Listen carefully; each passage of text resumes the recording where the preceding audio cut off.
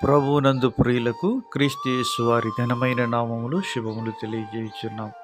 ఈ దినము హెబ్రోన్ క్యాలెండర్ వాగ్దానము, ఆయన నీ ఆహారమును నీ పానమును దీవించును. నిర్గమాకాండం 23వ అధ్యాయం 25వ వచనములో దేవుడు ఈ మాటలు తన ప్రజలైనటువంటి వారిని గురించి ఉద్దేశిస్తూ దేవుడు సెలవిస్తుంటున్నాడు.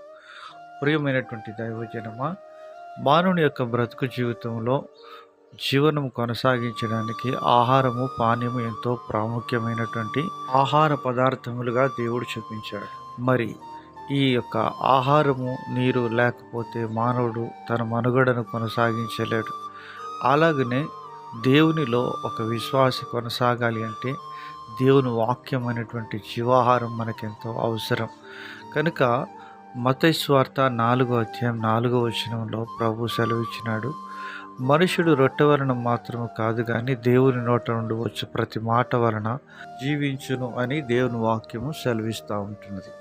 ప్రియమైనటువంటి దైవజనమా, దేవుడు నీ భోజనమును నీ పానీయమును ఆయన దీవించాలని కోరుతూ ఉన్నాడు. అయితే ఆయన మాటకు పూర్తిగా విధేయత చూపినప్పుడు, ఆయనకు మనం లోబడి అన్ని పరిస్థితుల్లో విధేయత చూపి ఆయన యొక్క ఆజ్ఞలను అనుసరించి మనం నడుచుకున్నప్పుడు, అన్ని పరిస్థితుల్లో ఆయనను మనం ప్రేమిస్తూ ఉన్నప్పుడు దేవుడు నీ యొక్క భోజనమును పానీయమును దీవించేవాడుగా ఉంటున్నాడు.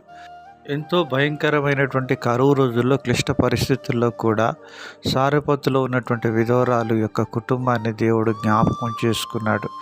మరి తన యొక్క జీవితంలో తనను దేవుడు ఆశీర్వదించాలని తన యొద్దకు దైవజనుడైన ఏలియాను పంపించినప్పుడు తన యొక్క తొట్టిలో పట్టెడు పుడ్డిలో కొంచెం నూనె మాత్రం ఉంటున్నది. యథార్థమైన హృదయంతో తన యొద్ద ఏదైతే ఉన్నదో అది దైవజనుడికి తెలియజేస్తూ వచ్చింది. వెంటనే దైవజనుడు, పర్వాలేదు, అయితే మొట్టమొదట చేసిన అప్పము నా యొద్దకు తీసుకొని రమ్మని దైవజనుడు సెలవిస్తూ వచ్చిన మాటను ఆమె తూచా తప్పకుండా చేస్తూ వచ్చింది కనుక తాను తన కుమారుడు కరువు రోజులు తీరిపోయే వరకు మరి దీవించబడుతూ వచ్చినారు. అలాగున దేవుడు నీ భోజనమును నీ పానీయమును ఆయన దీవించాలని కోరుతున్నాడు.